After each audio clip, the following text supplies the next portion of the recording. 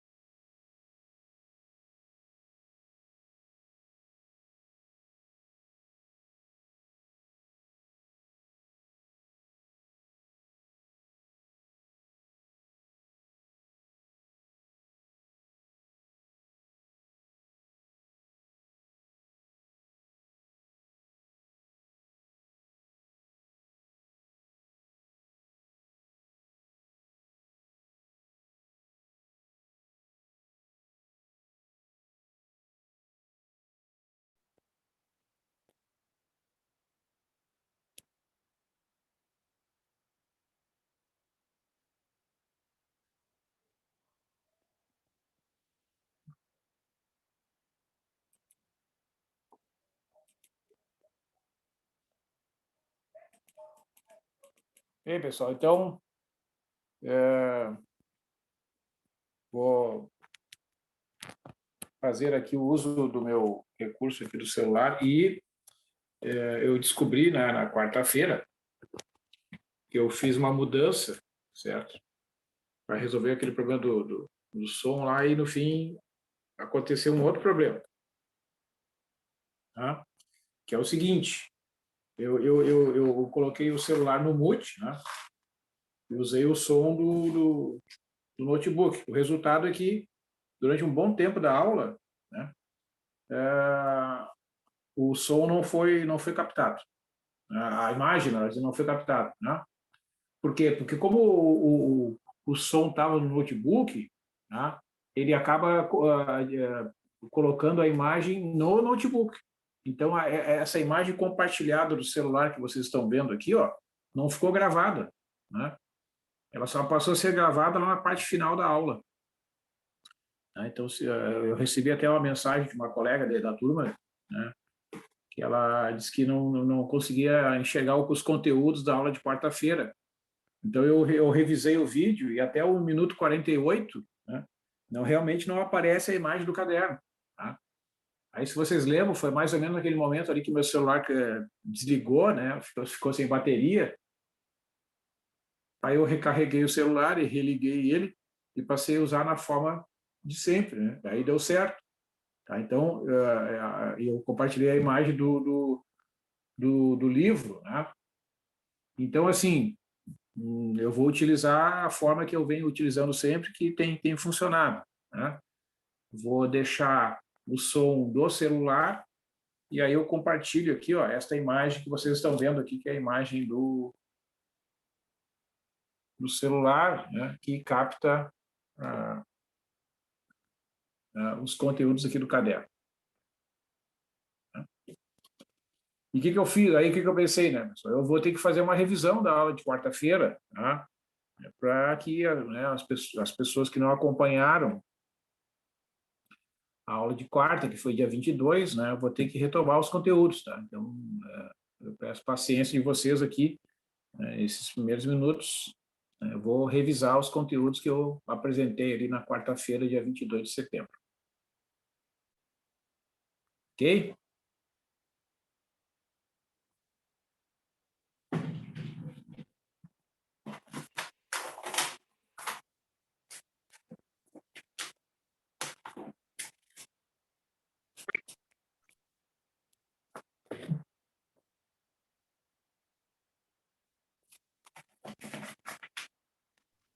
Então tá, deixa eu só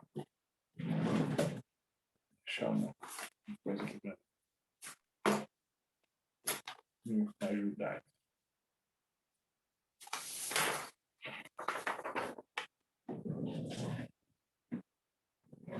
Beleza, então. Então, assim, né, no dia 22, tá, a gente viu, então, alguns conteúdos que, tipo, na parte inicial, né, eu fiz uma pequena revisão ali das fórmulas mais importantes que a gente tem usado, principalmente com o objetivo de resolver, né, as equações diferenciais de ordem 1 e de ordem 2, certo? Então, aqui, né,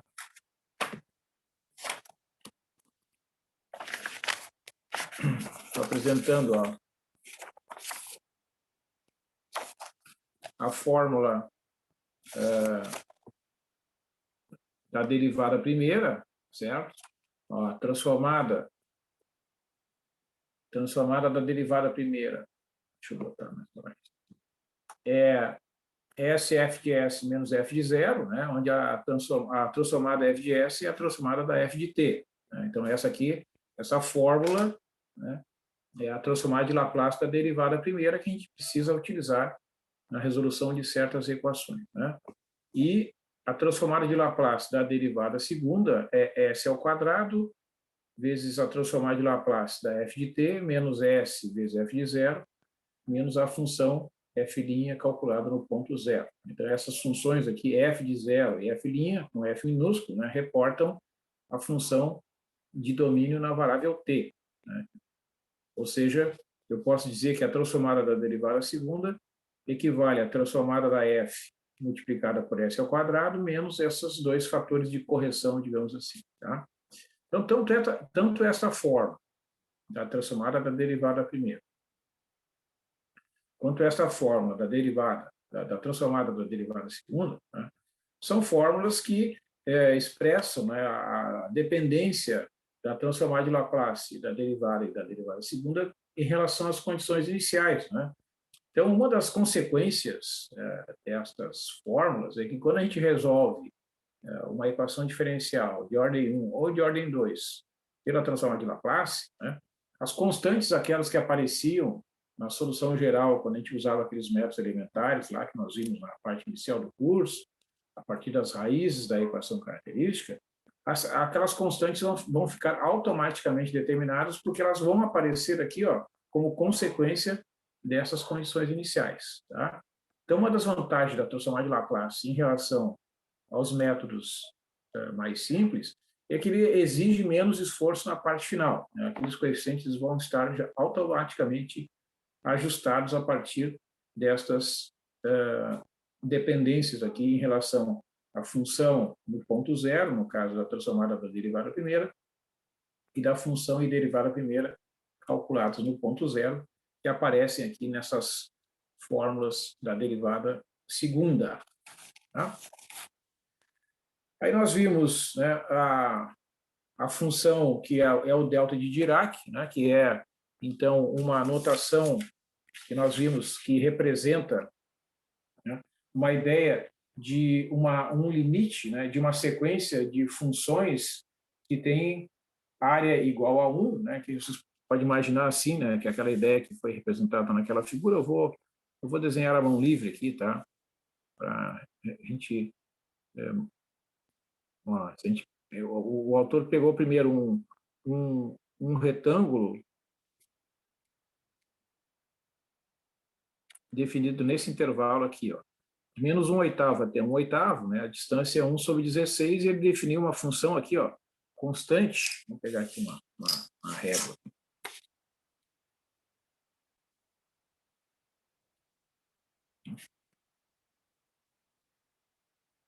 Certo?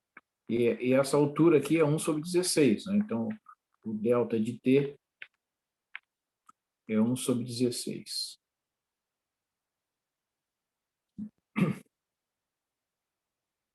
Então, observa, eu tenho aqui uma base que é 1/16, né? Desculpe, não é isso. É de menos 8 até 8. Fiz confusão. Vamos aproveitar aqui a figura. Menos 8 até 8, né? Ó, então, aqui tu tem uma base que é igual a 16, tá? Se tu multiplica pela altura, que é 1/16, esta área aqui, ó, desse retângulo, né, vai ser 1, tá? Então, fora desse retângulo aqui, né, a função vale 0, tá? Aí o que ele faz depois? Ele pega do menos 4 até 4, que agora tu tem uma base aqui que vale 8, né? Aí tu vai ter uma função constante igual a 1/8.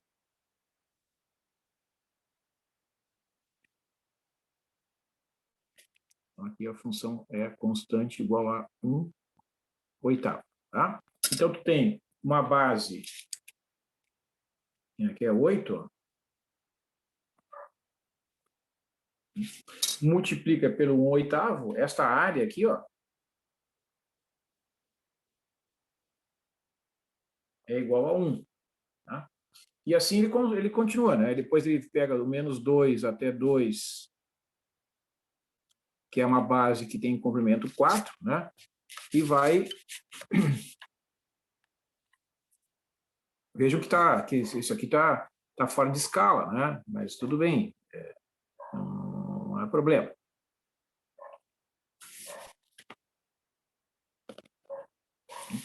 Nessa altura aqui, digamos, é 1/4, né?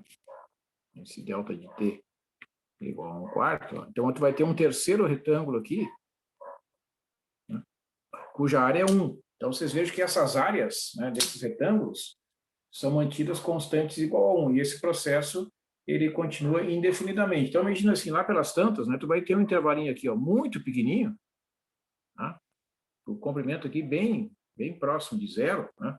E lá em cima tu vai ter uma função, né? Desculpa, tem um retângulo aqui assim,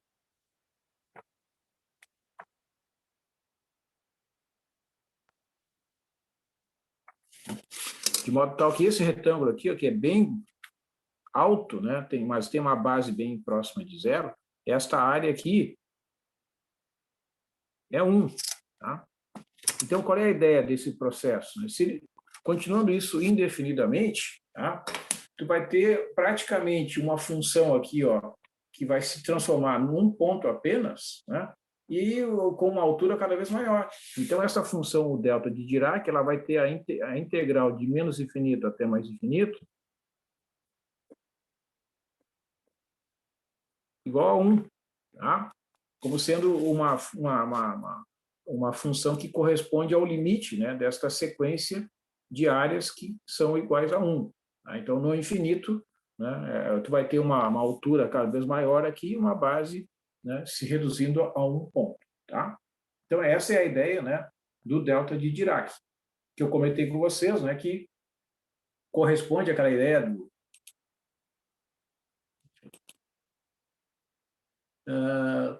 né, de uma tentativa, né, de modelar matematicamente, né, uma função, uma situação que corresponde a uma aplicação de uma força, assim, ó, pego aqui, né, bato aqui, ó, pum, pum, né? Então, essa força ela é aplicada num intervalo de tempo praticamente igual a 0, certo?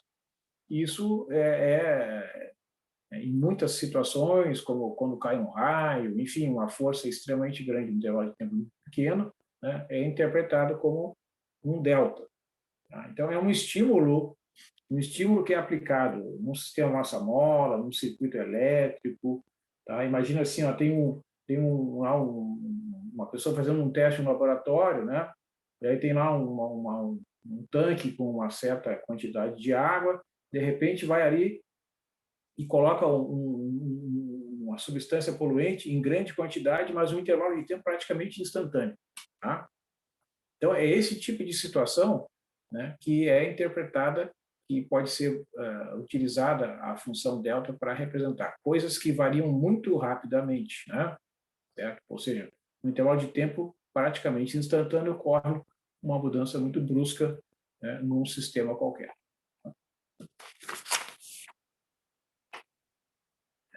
Certo? Bom, então a gente viu algumas propriedades dessa função, né? Eu comentei com vocês que fiz a sugestão, né, da resolução dos exercícios da página 171, os exercícios números 8, 9, 10 e 11, né, que são problemas de valores iniciais de segunda ordem, com condições iniciais. A sugestão é a resolução destas equações pelo Deixa eu ver se eu vou abrir o livro aqui, só um minutinho. Dá uma olhada. Só um segundinho aí.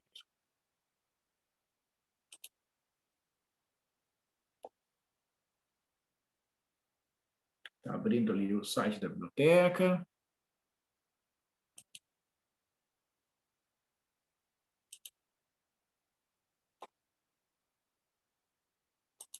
Está acessando lá. Mais um minutinho. Abrindo.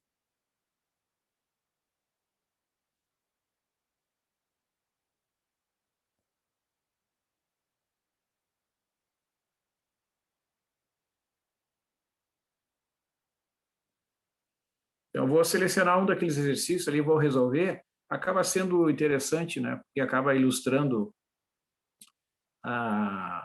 o uso das diversas propriedades, né, da transformada de Laplace. Então, está abrindo o livro aqui, só um segundinho.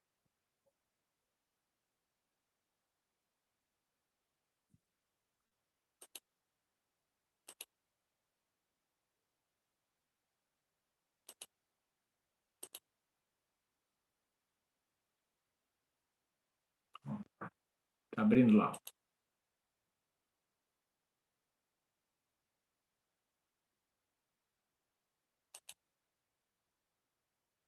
Tá, então, vou botar aqui a página 171.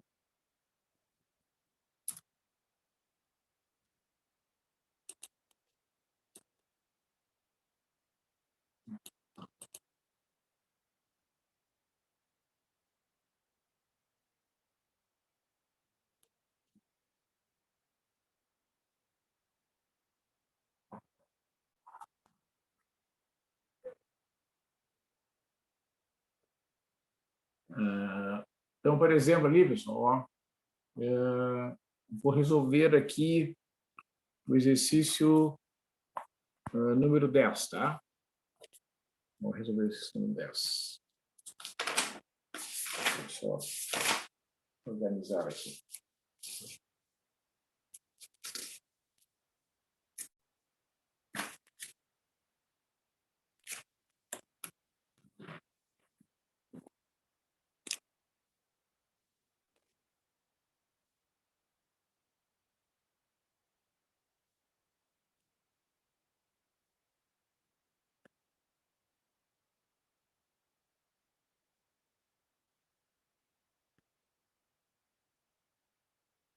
Deixa eu copiar aqui, tá?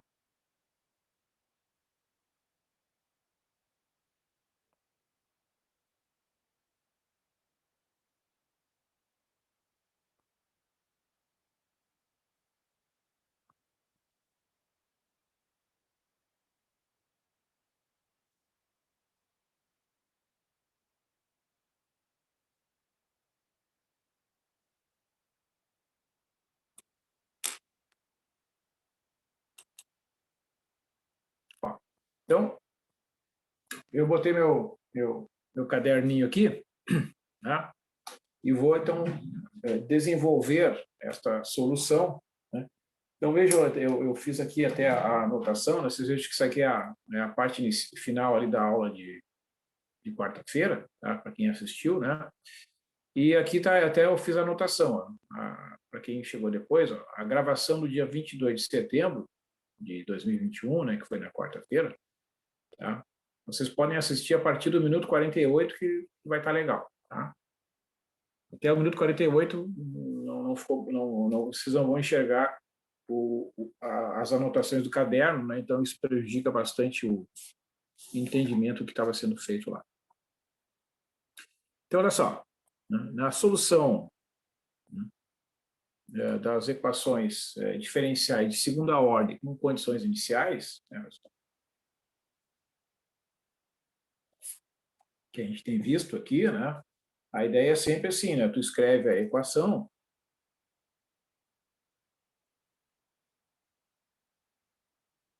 e aplica a transformada de Laplace, né, dos dois lados.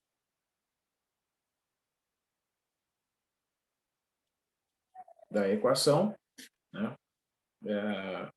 Eu já comentei, mas não custa, né, a gente lembrar porque, né, que a transformada de zero é igual a zero, certo? Que a transformada de Laplace, né, de zero,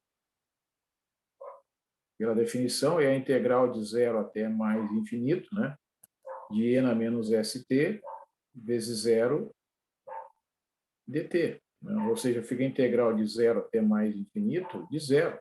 Né? E a integral de zero é igual a zero em qualquer intervalo, inclusive de zero até mais infinito. Tá? Então, realmente, né, aqui do lado direito, né, do sinal de igualdade vai aparecer o valor igual a zero, que é a transformada de Laplace da função identicamente nulo. Então, vocês vejam aqui, ó, que nós temos que separar, né, aqui do lado esquerdo do sinal de igualdade, essas três parcelas. Né? Então, vamos fazer isso. Vamos fazer isso aqui.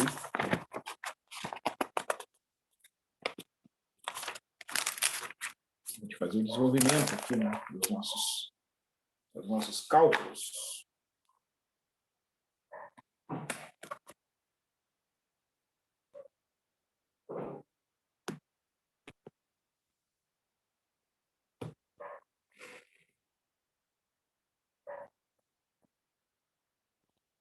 Então, a gente vai ter a transformada do y duas linhas, menos 2 vezes a transformada do y' mais 2 vezes a transformada do y igual a zero. Tá? Certo? Então, aqui, ó, quando a gente tem a transformada, né, de derivadas de primeira e segunda ordem, lembre que a notação, né, a gente está usando, diz que a transformada do y de t é chamada de y de s. Né? Então, pelas propriedades que nós vimos ali, né, na parte inicial da aula, a transformada da derivada segunda vai ser s ao quadrado y de s menos s vezes y de zero menos y' de zero. Né? Ó, agora aqui no caderno está meio... Deixa eu ver aqui. Estava anotado lá no início. Ó, tá? Depois tem menos 2 vezes. Ó, aqui, ó, vocês têm que calcular, né, a transformada da derivada primeira, que é o s vezes o y de s menos o yzinho calculado no zero, mais 2y de s igual a zero. Né? Então, ó, vamos dar uma conferida ali, né, para a gente não precisar mexer muito no caderno aqui. Ó. Vamos olhar aqui as condições iniciais. Ó. É o exercício número 10. Então, y de 0 é 0 e y' de 0 é 1. Vamos colocar aqui do ladinho. Aqui, ó. Y de 0 é 0, y' de 0 é 1. Tá? É importante não se confundir aqui com essas condições, né? Não copiar errado, essas coisas. Né?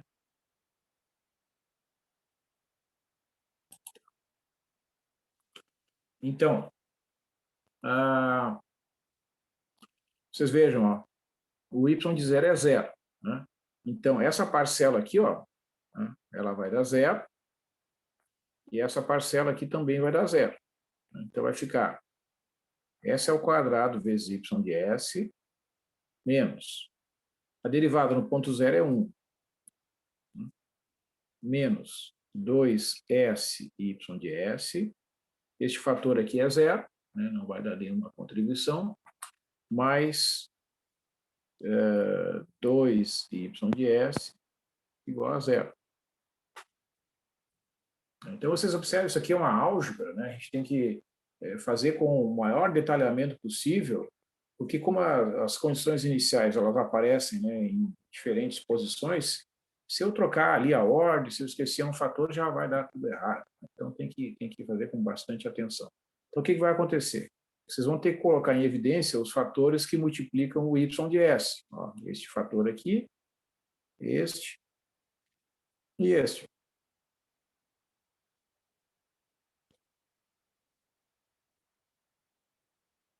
E este fator aqui, que não está multiplicando com ninguém, né, vai jogar lá do outro lado. Vai ficar 0 mais 1, que é 1. Então, o y de S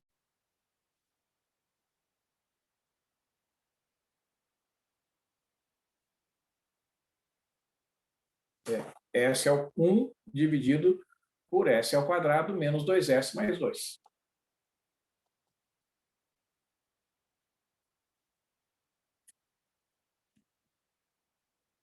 Tranquilo aí, pessoal? Até aí tá tranquilo?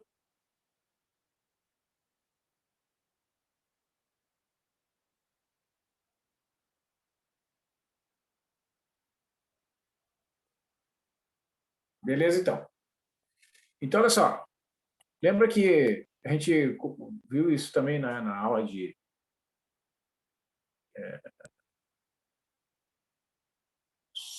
Deixa eu ver aqui. Agora sim, agora voltou. Na aula de quarta-feira, né, que quando a gente tem essas divisões, né, por fatores quadráticos, tá? Para poder calcular a transformada inversa, né, que é o problema aqui, eu tenho que olhar as raízes do denominador, né, para ver que tratamento, né, eu vou dar para esta expressão a partir do cálculo das raízes. Tá? Se as raízes desse fator quadrático forem raízes reais, né, eu vou poder fazer a decomposição em frações parciais, por exemplo. Né? Se as raízes deste fator quadrático forem raízes complexas, tá? Aí eu vou ter que usar o completamento de quadrados. Então, eu vou fazer aqui o cálculo das raízes, né, mediante a fórmula conhecida de cálculo das raízes de uma equação de segundo grau. Então, vai ficar menos b, mais ou menos, raiz quadrada de menos 2 ao quadrado, menos 4 vezes 1 vezes 2 sobre 2 vezes 1. Ó, 2 mais ou menos, menos 2 ao quadrado é 4, né? 4 menos 8 sobre 2. Ó. Vai ficar 2 mais ou menos raiz de menos 4 sobre 2. Quando a raiz quadrada aqui é de um número negativo, significa que as raízes são complexas. Né? Se as raízes são complexas, significa que esse fator quadrático aqui é um fator quadrático irredutível. Tá? Então, a solução para a gente conseguir calcular a transformada inversa é ou a fórmula está direto na tabela, ou a gente usa o completamento de quadrados. Tá? Que eu vou fazer aqui o completamento de quadrados.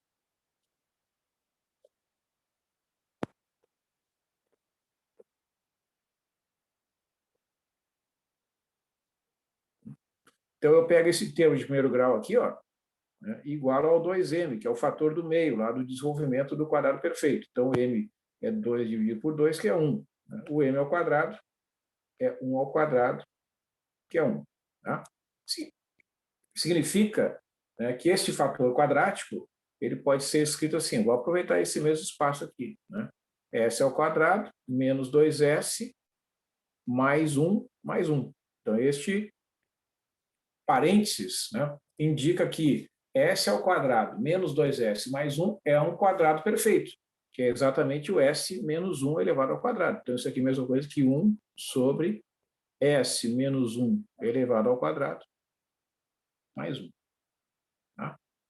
Então, essa estratégia, né, permite agora calcular a transformada inversa. Né?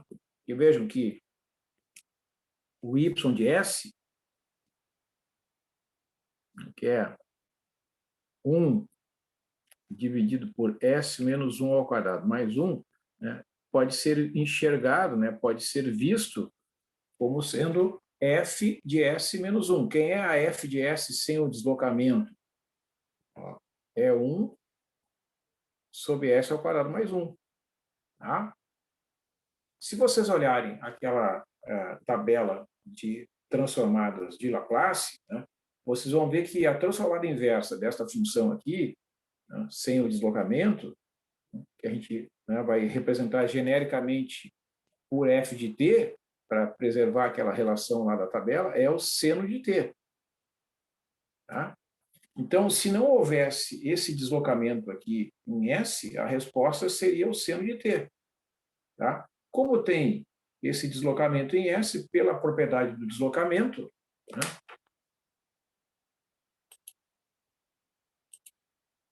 Ó.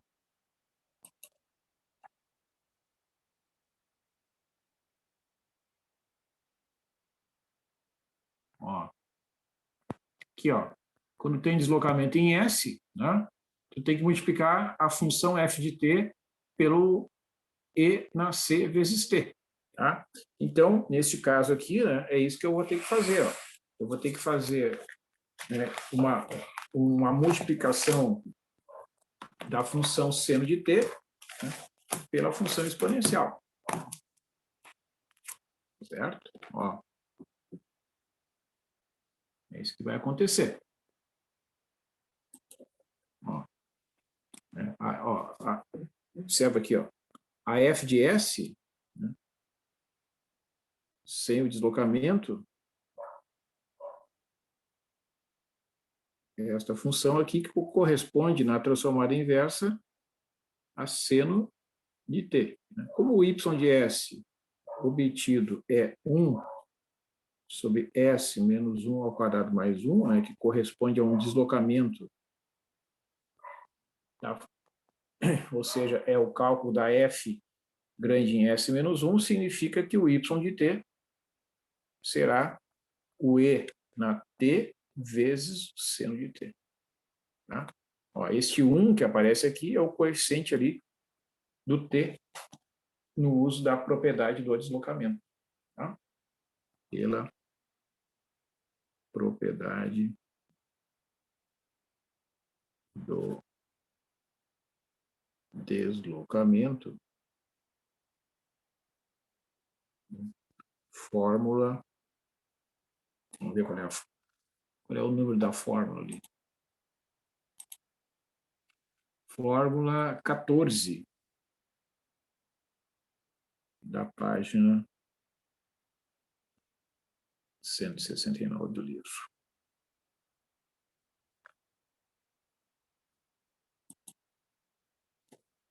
Tá? Então, a conclusão, né?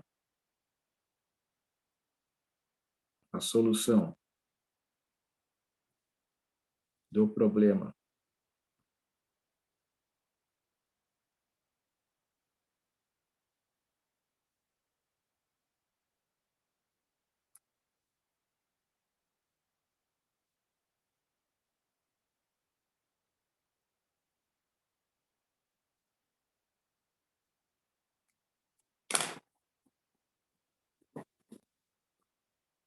certo, pessoal? Então, assim, vamos pensar assim, tá? Tu tem esta equação aqui, tá? Veja, como é que a gente pode interpretar esta equação, né? Que aqui, ó, eu tenho um problema físico lá, qualquer, tá? Aqui do lado direito não tem fonte, né? Esta aqui são as duas condições iniciais, digamos lá, né, posição de equilíbrio e uma velocidade inicial igual a 1, digamos, tá? Não estou chutando aqui, tá? Na verdade, essa equação não corresponderia, né, a um sistema massa-mola, porque esse coeficiente aqui é negativo, né? E lá no sistema massa-mola todos os coeficientes são positivos, tá? Mas eu estou apenas fazendo uma, uma hipótese aqui, tá? Então vejam o seguinte, eu tenho a solução desse problema já conhecida, que é a função e na t vezes seno de t, né, obtido ali pela técnica vista agora. Vamos fazer uma pequena modificação aqui, ó. Para você ver o que vai acontecer. Sim, vamos fazer o seguinte. Como é que a gente faz o gráfico, né? Dessa função para ilustrar aquela técnica da envoltória, né? Ó, ó. Já expliquei em aulas anteriores, mas é interessante, né, vocês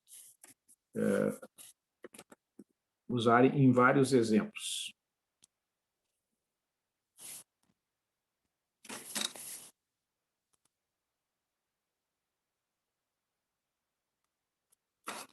Então é o seguinte, vocês vão colocar aqui 1, né, e aqui menos 1, tá? E vocês vão fazer uma linha pontilhada assim, ó. Ah, não, esse aqui é E na T. Aí o E na T vai ficar uma função crescente. Vai ser assim, ó. E na T vai ser assim, vai ser um negócio terrível, mas vai dar certo, vai dar certo. Bom, acho que eu vou ter que fazer isso num espaço maior. Vamos fazer o seguinte, vamos pegar um espaço assim. Uma folhinha auxiliar aqui.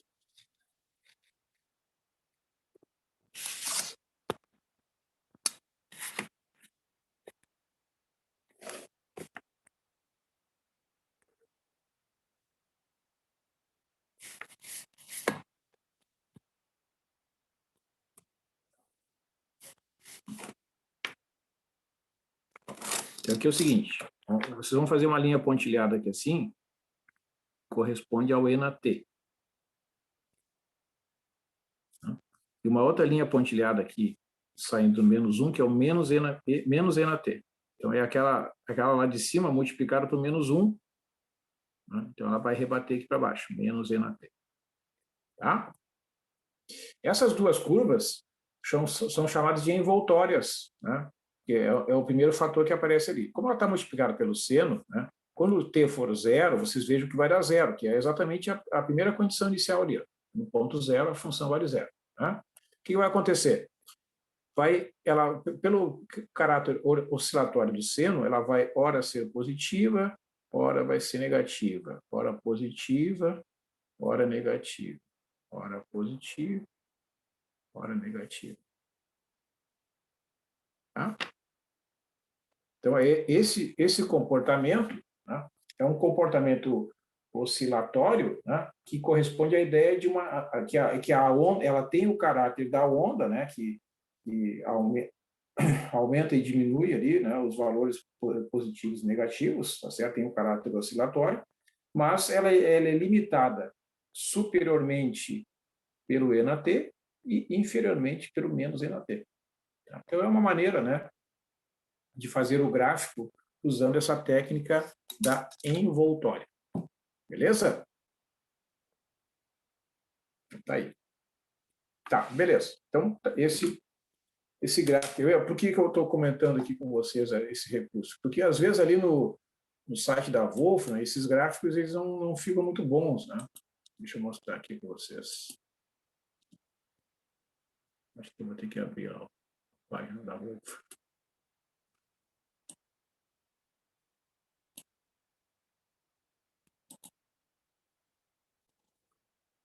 Wolfram.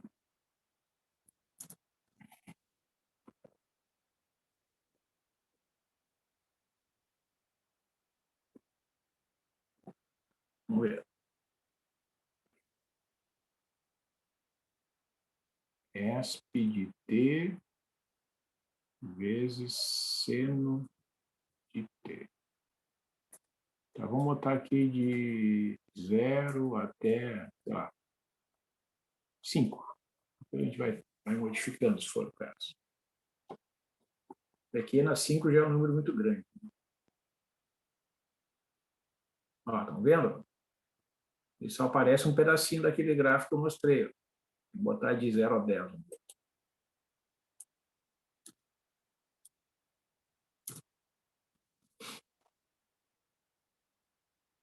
Ó, veio aqui, diminuiu, aumentou, né? Vamos botar de 0 a 15. Bem complicado isso para os computadores, tá vendo? Ele corta, ó, tá vendo? Porque a escala aqui no eixo vertical ela aumenta muito, ó, vai para 20.000, né? No caso dos valores da exponencial, e então ele corta aqui, ó, certo? Então, ele não aparece, né? Muito claramente aquela oscilação que eu mostrei para vocês ali, né? Então, usando essa técnica da envoltória, né? Certo? A gente consegue enxergar melhor, né? Esse gráfico aqui fica mais claro, né, por qual é o comportamento da função. Ao mesmo tempo, né, que aumentam numericamente os valores, ela vai oscilando entre positivo e negativo por causa das oscilações do seno, né? Certo? E isso é um problema no computador porque ele é obrigado a trabalhar nessa escala aqui, ó. Né? Então ele começa a cortar, né? Vocês viram que ele cortou um pedaço aqui dessa volta aqui, né? Tá? Então nem sempre, né, os recursos computacionais conseguem representar de um modo bem correto, né? Claro que aqui, quando a gente faz esse desenho à mão livre, né, a gente não está preocupado com a escala, né? Então, a gente pode, digamos assim, forçar um pouquinho a barra para mostrar, né, o comportamento da função. Tá? Mas tudo bem, então vamos ter em mente, né, este desenho, né, e eu vou fazer uma pequena modificação, então, na equação, entendeu? Aproveitando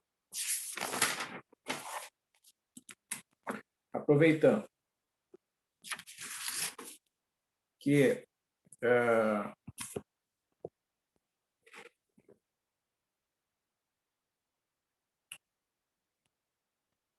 nós já trabalhamos aqui com a delta de Dirac, né? Eu vou fazer uma pequena modificação e eu vou resolver o seguinte problema.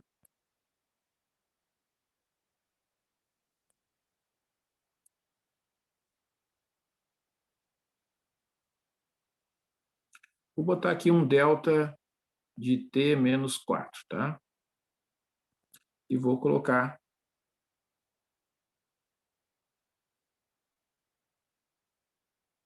as condições iniciais iguais a zero. Então, o que eu fiz? Vejam, no problema anterior, né, nós tínhamos que essa condição aqui era zero, né, mas a derivada no ponto zero era 1, tá? E a fonte era zero. Esta era... vou escrever aqui na folhinha, que daí a gente faz uma comparação. Aqui. Nós tínhamos o seguinte problema: y duas linhas, menos 2y linha, mais 2y igual a zero, y de zero igual a zero, y linha de zero igual a 1. Né? E ao resolver, então, esse problema, nós encontramos a solução que era e na t vezes seno de t, que é esse gráfico aqui. Você veja que o y de zero é zero e a derivada aqui é 1, né? Essa inclinação aqui é de 45 graus. Aí vai embora. Tá? Bom, agora o que eu fiz? Eu zerei, né, as duas condições iniciais, mas eu coloquei um estímulo, né, um impulso inicial lá no instante 4. Tá? Lá no instante 4 vai ter um delta de Dirac. Tá? Bom, vamos lá. Antes de aplicar a transformada,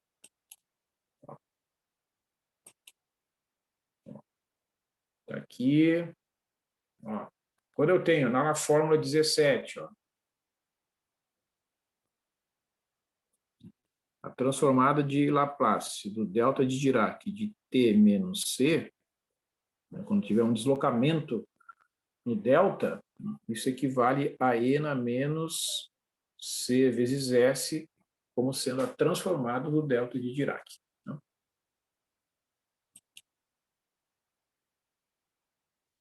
Então, o que a gente vai fazer? Né? A gente vai ter aqui a equação.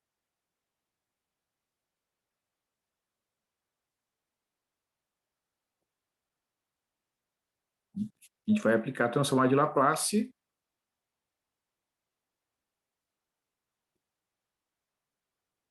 dos dois lados da equação, como a gente vem fazendo, né, em todos os exemplos desse tipo. Tá?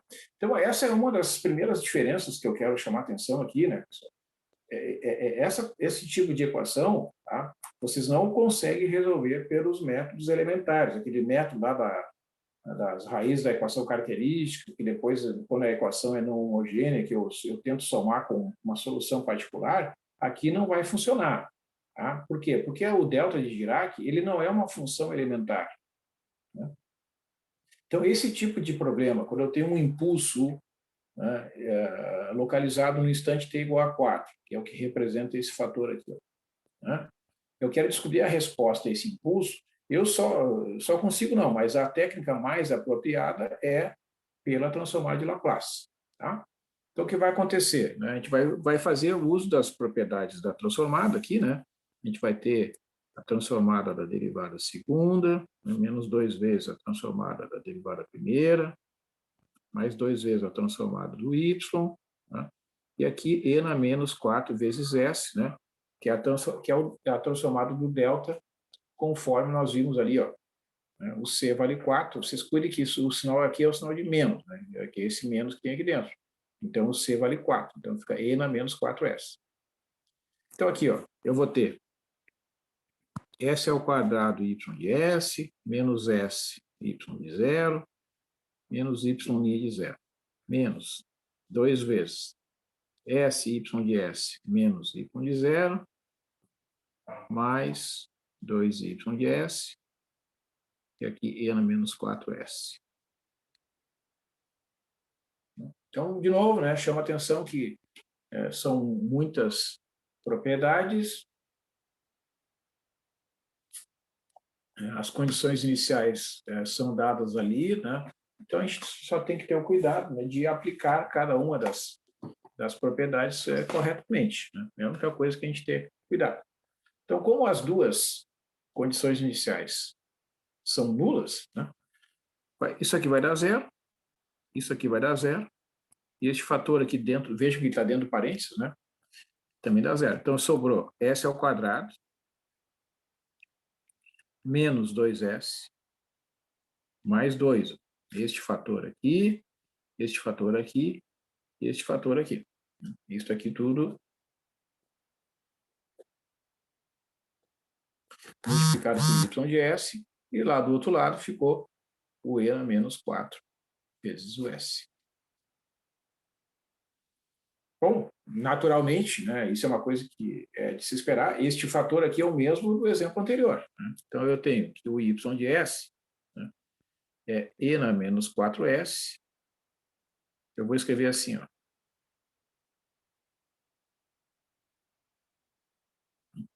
Então, o y de t vai ser a transformada inversa, né, do y de S. Né, normal. Né? Uma vez que eu calculei lá no início, né, da equação a transformada de Laplace, né, a variável t desapareceu, digamos assim, né, e foi transformada na variável S.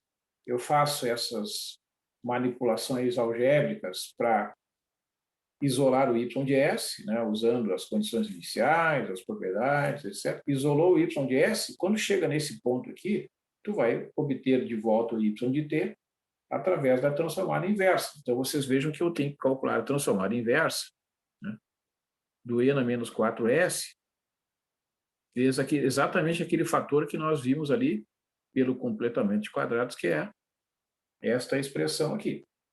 Certo? E nós já vimos qual é a transformada inversa deste fator aqui. Né? Ó, tá aqui, ó. Este fator,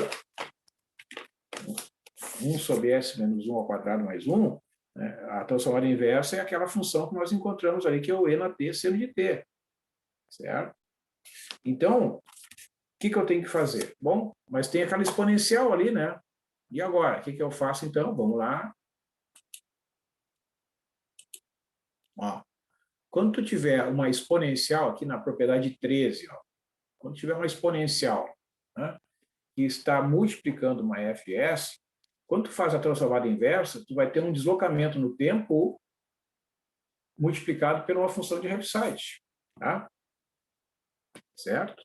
Então, é isso, né, que vai acontecer. O y de t, ó, o que é o c? O c, que aparece aqui nessas formas, é o coeficiente aqui do s, ó, lá no expoente da exponencial, que é o 4 lá do exemplo. Tá? Ó, vamos voltar lá.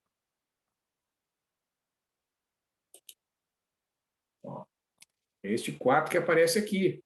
Então, o c é igual a 4. Então, vai ficar o U4 de t vezes f de t menos 4. Ou seja, é aquela função que nós encontramos ali antes, ó, com deslocamento no tempo, tá? Então, vai ficar U4 de t vezes e na t menos 4 vezes seno de t menos 4. Ou seja, né, o que eu posso dizer a respeito dessa função, né, no final das contas? Ó, essa função ela vai ter duas leis. Y de t vai ser 0 se o t estiver entre 0 e 4, E a partir do 4 em diante é E na T menos 4 que multiplica o seno de T menos 4.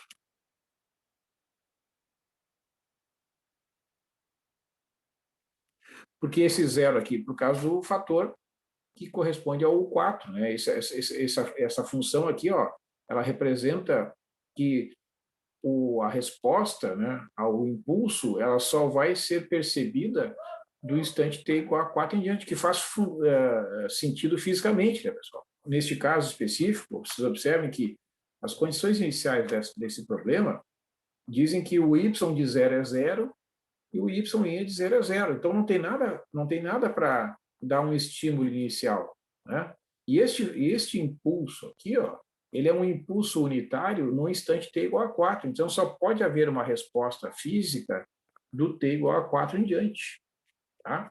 E isso corresponde a esta propriedade que corresponde a uma função que vai ter duas leis, vai ser 0 até o 4 e do 4 em diante vai começar aquele movimento oscilatório, né? Então é a mesma coisa que esse gráfico aqui, ó, né? Só que vai ter um deslocamento de 4 unidades, tá?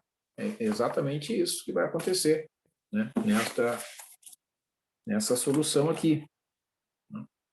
Então é interessante a gente ver a comparação, né, de dois problemas parecidos, né? O efeito, né? O efeito de ter uma fonte que é um impulso.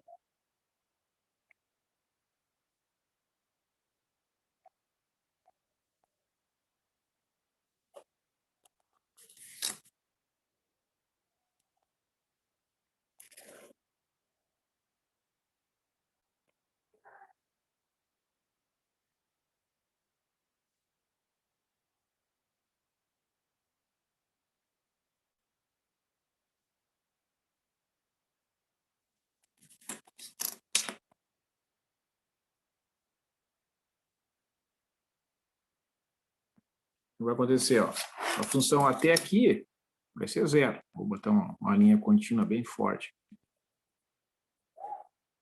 Né? Entre o 0 e o 4 é zero. E aí ela começa aquele movimento oscilatório resultante da multiplicação da exponencial pelo seno, né? E vai embora. Tá?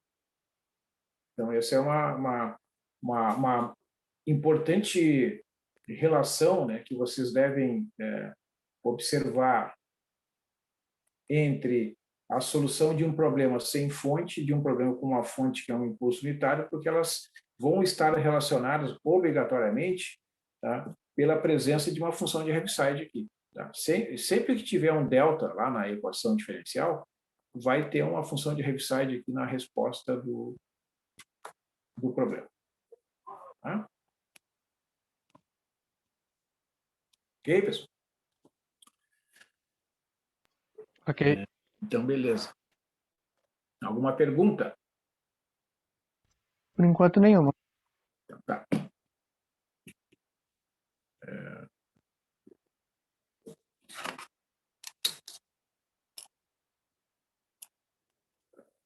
Beleza, então. Então, para ilustrar aqui uma aplicação da convolução, né? Uma aplicação da convolução, vamos fazer um problema que é o seguinte.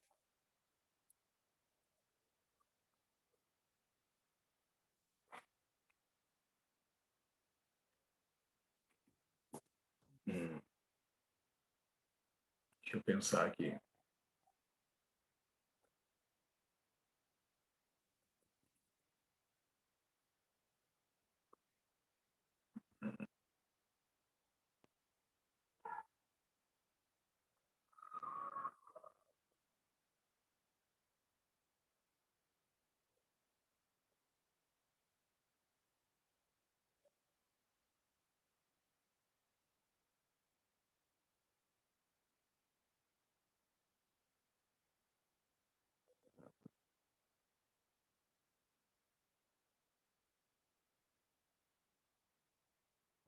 Vou pegar aqui. Vamos fazer o seguinte, vamos colocar um delta aqui de novo. Um delta. No instante 2, tá? E vamos considerar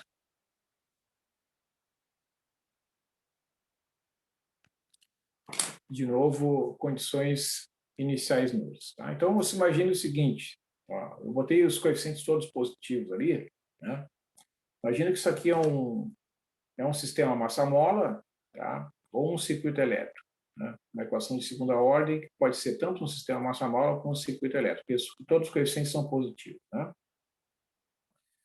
Condições iniciais nulas. Então, no caso do sistema massa-mola, a massa estaria na posição de equilíbrio e a velocidade inicial igual a zero. Então, se não tiver nenhum impulso, não vai acontecer nada, tá? Então tá, a massa está lá em repouso, né? Com velocidade inicial nula. Aí no instante 2 vem esse impulso aqui, ó, representado pelo delta. Aí alguém chega e toca assim, ó, certo? Dá uma batidinha ali naquele objeto que está preso ali na extremidade da mola, certo? Pode ser para cima ou para baixo, uma batidinha assim.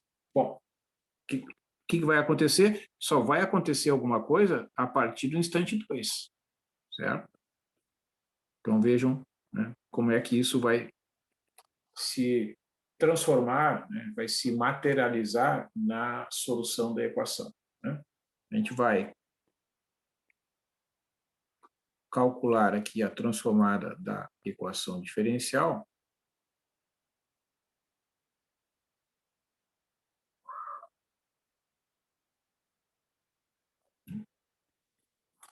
Então, eu tenho a transformada da derivada segunda mais 6 vezes a transformada do y', mais 10 vezes a transformada do y, né?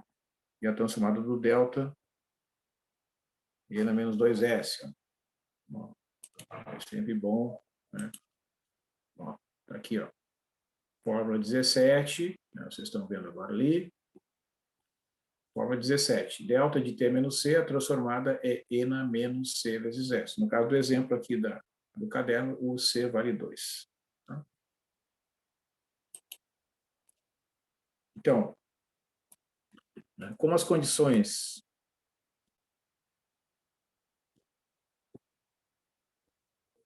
iniciais são nulas, vamos ter s ao quadrado y de s mais 6 vezes s y de s mais 10 y de s igual a e no menos 2s. Tá? Ó, transformada da derivada segunda, s ao quadrado y de s menos s y de zero menos y de zero. As duas são iguais a zero, anulam as contribuições das condições iniciais. Então, somada da derivada primeira tem o y de zero que subtrai. Como zero, como vale zero, né, resulta isso aqui. Então, o y de s, já fazendo aqui, né, uma etapa adiante, vai ficar s ao quadrado mais 6s mais 10. Tá? Bom, então, assim, o que vai acontecer? Vocês vão calcular as raízes do denominador desta expressão, aí vocês vão ver que as raízes são raízes complexas, né? Para verificar que as raízes são complexas, basta vocês escreverem a equação de segundo grau, né, e calcular o discriminante, né? Ó, é 6 ao quadrado menos 4 vezes 1 vezes 10. Ó, 36 menos 40 é igual a menos 4, que é negativo. Quando o discriminante da equação de segundo grau é um número negativo, né, significa que as raízes daquela equação são raízes complexas, então não dá para fazer a fatoração. Então, usa o completamente quadrado, né? Pega esse termo aqui, ó, e iguala a 2m. Opa, 6. Já calculei aqui, ó, que o m é 3, né? Então, o m ao quadrado é 9. Né? Significa que o termo que eu preciso somar aqui para completar esse quadrado, né, junto com s ao quadrado e o 6s, é o termo m ao quadrado igual a 9.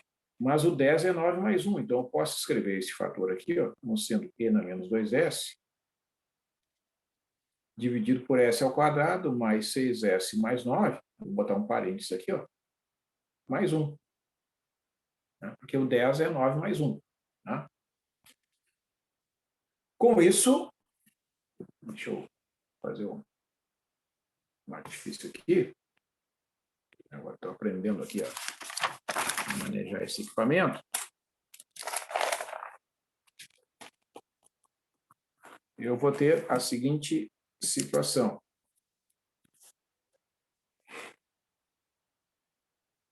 Ó, o y de S é e na menos 2S vezes 1 sobre S mais 3 elevado ao quadrado mais 1. Tá? Ok? Que como a gente, na propriedade do deslocamento, é sempre S menos algum fator, eu posso escrever como E na menos 2S dividido por S menos menos 3 ao quadrado mais 1. Né? Então, se não houvesse o deslocamento, aquela F de S que aparece ali seria 1 sobre S ao quadrado mais 1, que na transformada inversa recai em seno de T.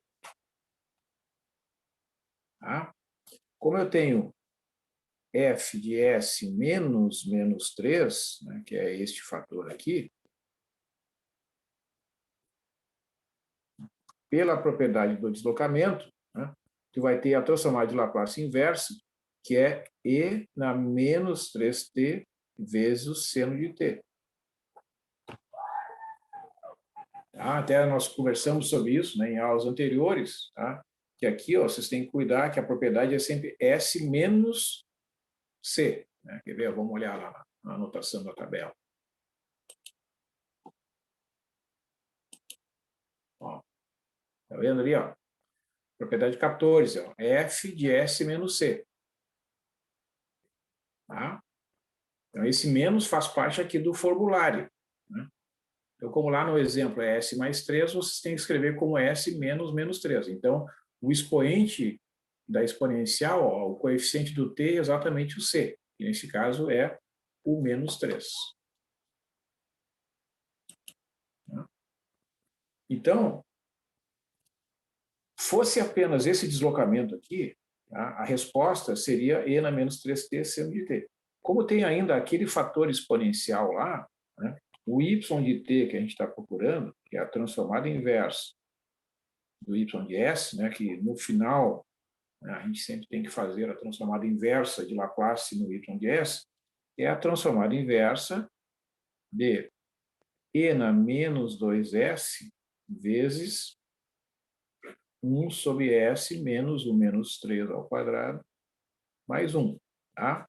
Então, o y de t, pela propriedade correspondente à presença deste fator aqui, corresponde a um deslocamento com a função de Heaviside. Tá? Eu vou chamar esta função aqui ó, de f de t, esta aqui. Né? Então, a f de t atualizada é e na menos 3 seno de t. Então, tu vai ter que fazer f de t menos 2, né? Ou seja, o y de t é essa função de Heaviside multiplicada por e na menos 3 vezes t menos 2 vezes seno de t menos 2. Tá? Ou seja, escrevendo a versão final, né, desta função, ela vai ser 0 se o t estiver entre 0 e 2. Tá? Por causa da presença desse fator U2 aqui, que é a função de Heaviside, né? Que até o t igual a 2 ela vale 0. Multiplicado pela exponencial, o produto dá 0. No instante 2 em diante, isso aqui fica ligado, né? Vale 1. Então, sobra o fator exponencial e na menos 3t menos 2 vezes seno de t menos 2, se o t é maior ou igual a 2. Então, agora aqui, né, é aquela situação que eu falei para vocês, agora sim, né, como esse coeficiente do t é um número negativo, né, ali na exponencial, nós teremos um comportamento decrescente no tempo, né? À medida que o t vai para mais infinito, o y de t vai tender a zero, mas ao mesmo tempo ele vai ser oscilatório devido à multiplicação pelo seno, né? Então o que vocês têm que fazer aqui? Vocês vão até o 2 ali, ó, com o valor da função constante igual a zero aqui, ó, né? E aí vocês vão desenhar a envoltória, né? Vamos fazer aqui a envoltória, né? E na menos 3t é uma exponencial assim, ó, que vai convergir para zero.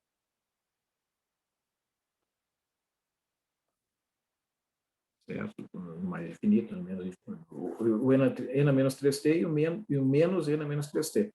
Né? E aí ela vai fazer isso aqui, ó.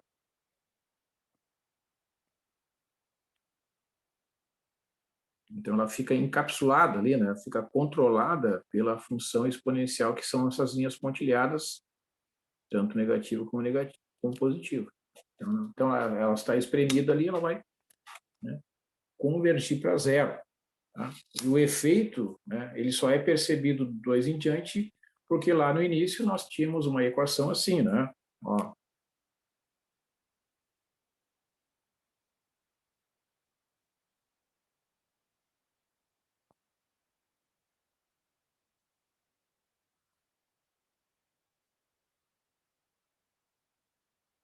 certo?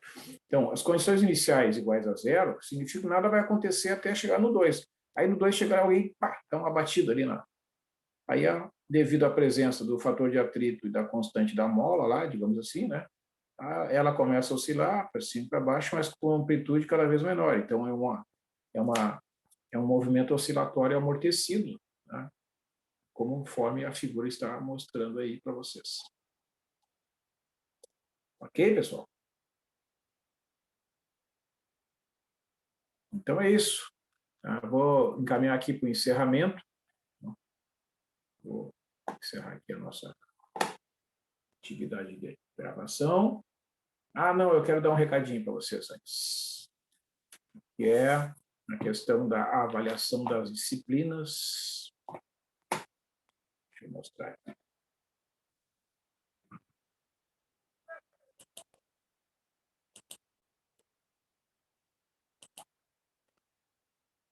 Aqui, pessoal. Recebi o e-mail essa semana, talvez vocês já tenham sido informados aí, né, por outros professores. Essa avaliação de disciplinas é a primeira etapa, ocorre a partir dessa semana, né? Então é uma campanha ali da Pró-Reitoria de Graduação. Então está dizendo, né, que a avaliação de disciplinas é um importante instrumento para que seguimos qualificando nosso trabalho, tá? Então vocês têm que acessar o Sou Aluno lá, né, na área de vocês, eu faço o login com os dados de usuário e senha, né? No menu à esquerda, selecione avaliações institucionais e avaliação de disciplinas, etapa 1. Né? Então, a solicitação, né? Vocês acessem através do portal do aluno e respondam essas avaliações até o dia 9 de outubro. Tá? Ainda tem tempinho, né? Mas é bom lembrar e botar na agenda aí essa tarefa. Então é isso, pessoal. Eu vou encerrar aqui a atividade, né? Agradeço aí a atenção de vocês, né? Vocês têm acompanhado, né, as aulas assiduamente, tá? E procurem, né, estabelecer relações entre as diversas propriedades, procurem resolver alguns desses exercícios que foram indicados ali no livro, né? Procurem fazer essas representações gráficas, né? Entender cada um dos detalhes aí da solução dos exercícios, e vocês vão ter sucesso aí nessa empreitada aí de entender as aplicações da transformada de Laplace. Professor, posso tirar uma dúvida? Ok? Então, vou encerrar e desejo uma boa noite para vocês, bom final de semana. Né? Os exercícios estão indicados ali, procurem botar mãos à obra aí, que quarta-feira tem mais. Professor. Beleza, professor. Uma boa... Bom final de semana.